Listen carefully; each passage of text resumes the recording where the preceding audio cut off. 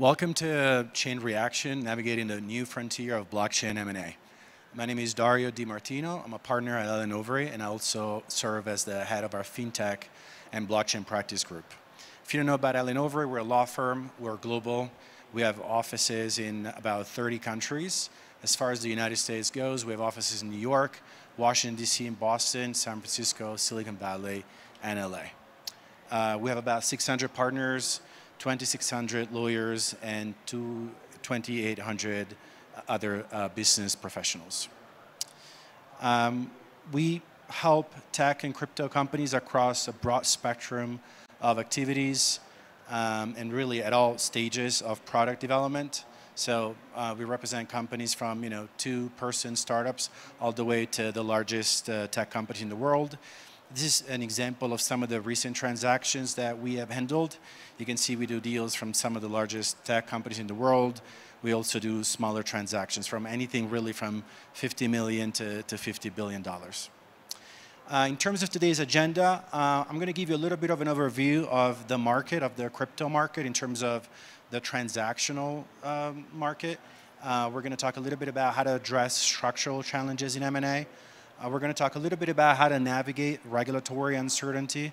We're going to talk a little bit about due diligence and how to unpack due diligence findings, and then I'll give you a quick update on CFIUS.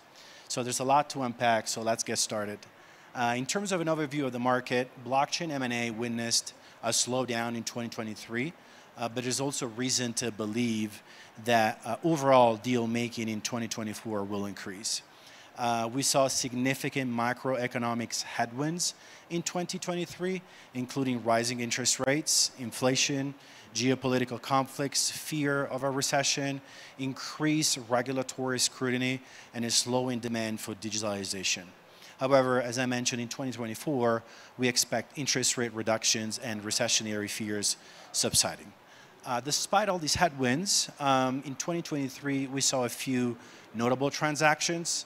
Notably, Ripple acquired Swiss Medical for $250 million. Coinbase bought a couple of companies. One River Digital Asset Management, making its first buy since the $275 million acquisition of derivatives exchange FairX in 2022. We also saw tokenization efforts surge with DTCC's acquisition of a Securrency for $50 million. We saw a merger of equals between Hut 8 and US Bitcoin Corp, signaling consolidation in the mining sector. And we also saw two interesting deals in the crypto media space. I actually handled one of them. I represented Foresight Ventures in connection with the acquisition of a majority stake in the block. And we also saw the acquisition of CoinDesk by Bullish Global. So all to say that despite headwinds, deals are still being made. So in terms of what we expect for the rest of 2024, I personally expect deals below 100 million, where a lot of startups are going to start buying each other. In terms of the antitrust threshold for this year, that's been set at 119 million. So if you want to do an acquisition above that threshold, you have to deal with antitrust issues. We also expect strong companies that have reached cash flow neutral or that can raise fresh capital to be well positioned to make new acquisitions. Many startups, however, are running out of cash, and that will lay the groundwork for a slow but steady startup to startup M&A wave. And if you think about, what are the drivers behind these acquisitions? Well, I see a lot of interest in talent. There's still a lot of scarcity of talent, human capital in this space. So a lot of acquisitions are being made to acquire key talent and knowledge. A lot of acquisitions will also be made to bring on new products and technology for cross-selling, also to obtain new customers to whom to reverse cross-sell, to access new geographies. There's nothing better than an M&A transaction to enter a new market in a new country, or to obtain necessary licenses. Some of the acquisitions that Coinbase just closed were made to acquire regulatory licenses that it didn't have before.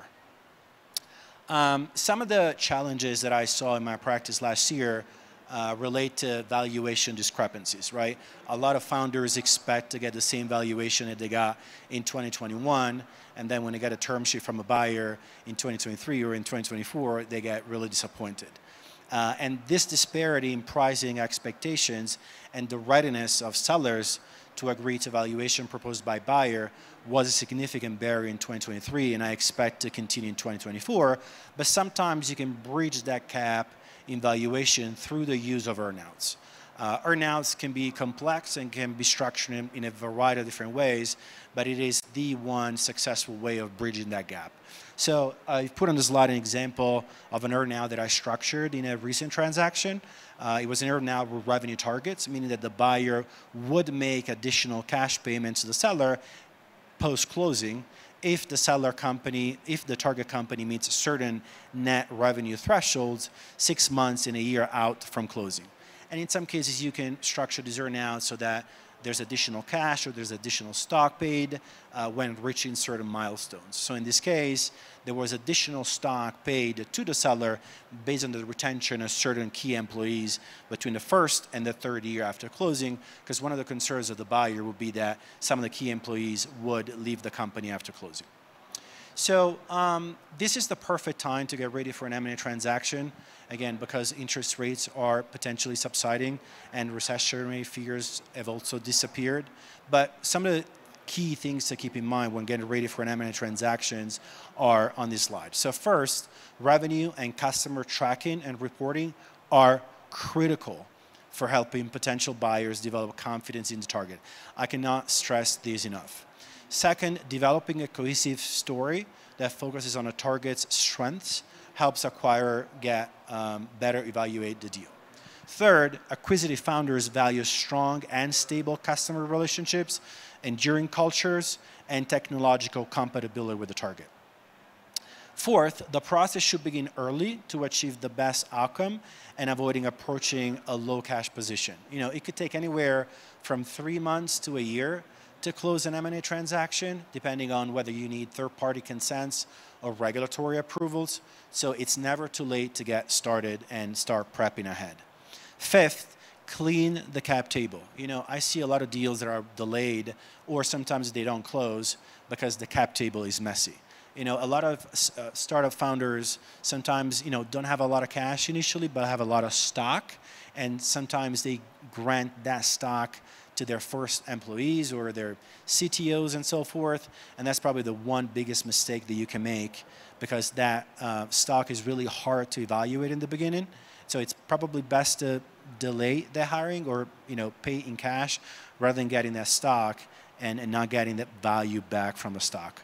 It's also important to know that last year there was a Delaware court decision that basically allowed the buyer to terminate a transaction that had already been signed because there was a surprise in the cap table. So after they signed the merger agreement, they discovered that the sellers had granted phantom equity to some employees, and the buyer said, well, even though this is not economically material in the overall context of the deal, I still want to walk away from the deal because the capitalization representation is a fundamental rep, and I need to know who owns what before I buy a company. So pay attention to the cap table, clean it up as much as possible. Lastly, a lawsuit, a data breach, an employment misclassification. That's actually very important. I see a lot of founders that hire talent outside of the United States, but it's really important to understand the differences between employees and independent contractors. Sometimes you go to countries where you can get cheaper human capital and you hire them as independent contractors, but then 3-4 years later you find out that you actually had hired an employee under local jurisdiction laws, and so you owe backup taxes. Sometimes you have liabilities that are pretty significant. So important to look into employment misclassification. Also, it's important to get ahead of potential regulatory issues or other conflicts. The worst that can happen to your deal is that you start negotiating a term sheet or a purchase agreement, and then later on in the due diligence, you disclose an issue to the buyer, and then they either want to retrade or renegotiate some of the fundamentals of a deal. So communicating these issues early is a best practice. Now let's talk a little bit about some of these regulatory uncertainties. I've been a lawyer for 20 years, and it's very frustrating when a client comes to me and I cannot give a straight answer. And that's because US regulatory authorities have not provided, in my view, comprehensive a comprehensive regulatory framework when it comes to crypto. So when you develop a new product that has a crypto component, you have to worry about the applicability of several regulatory frameworks and potentially several jurisdictional several authorities that could assert jurisdiction over your product. So for instance, you developed a crypto product that could be deemed a security under US securities laws or a commodity. It could be also considered a money payment and therefore be subject to money transmission laws or anti-money laundering provisions. So just to give you an example, in the United States, as of today, the SEC has said that they will apply the Howey test, which is a test that was developed by the Supreme Court in 1946. Now, imagine explaining Bitcoin to your grandparents, right? That's not a straightforward process. But today, we lawyers and market participants are left with a decision from 1946 to decide whether the product that you're developing is or is not an investment contract and therefore a security. And so the SEC said that the core factors of the Howey test are 4. So if all the answers to these 4 questions are yes, then you are an investment contract and you have to comply with securities laws, which is a burden. So if you have sold your product to purchasers that contributed money, if they contributed money in a common enterprise, if purchasers reasonably expect a profit derived from your efforts, you have an investment contract and therefore a security. And this is not just a theoretical risk because the SEC has conducted a lot of enforcement actions against companies that went ahead and sold their products without complying with the registrations requirements of the Securities Act. So it's really important to get ahead of your product as you are developing it. It's a good idea to talk to your counsel and say, is what I'm doing okay, or should we pivot to make sure that we don't breach US securities laws? So because of the ambiguity with respect to securities laws, a lot of my clients are actually now setting up shop overseas. And so they come to me and say, hey, Dario, can you do a benchmarking analysis to tell me which is the best jurisdiction to incorporate? And so that's something that we do, right? We look at offshore jurisdictions like Cayman Islands and BVI, or sometimes we go to Hong Kong and Singapore, Japan, or the EU with MiCAR. And do this benchmarking analysis. Now, another thing that's important to keep in mind is that under the US Securities Act, any offer or sale of securities, and I just explained why your product could be deemed a security in the US, regardless of the form of the offer or sale or whether it's located, must be either registered with the SEC or conducted under an exemption or rely on a safe harbor. Regulation S is a safe harbor that a lot of crypto market participants are using to basically structure a transaction completely offshore, right? So they typically come to me and say, hey, Dario, can you help us structure these transactions so that we avoid the applicability of US securities laws? And that's something that can be achieved, but it's really important to hire competent counsel because counsel needs to make sure that the transaction is completely offshore and that there's no direct selling into the United States. And it's also important to have covenants in your purchase agreements telling your purchasers, okay, you're buying my product outside of the United States as a non-US person, and you also promise not to resell this product back into the United States for at least 1 year. Now, it's important to also note that this is not a way to sort of circumvent U.S. securities law. So again, it's important to to get good counsel on board and do this in a way that doesn't upset the U.S. regulators.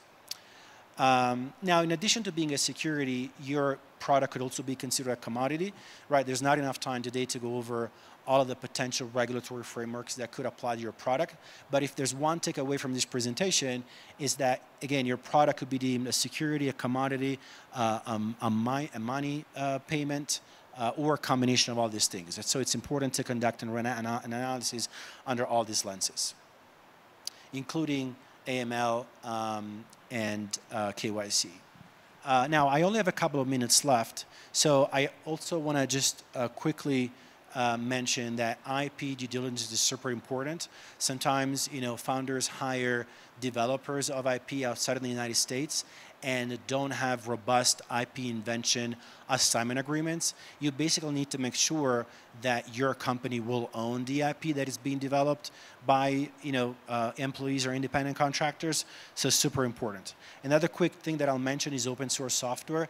Make sure that if you use open source software, you look at the license, because sometimes you can use open source software for free, obviously, but then if you want to commercialize your product that includes open source software, then there may be some provisions in the license that say, you have to pay a percentage of the profits back to the grantor of the open source software.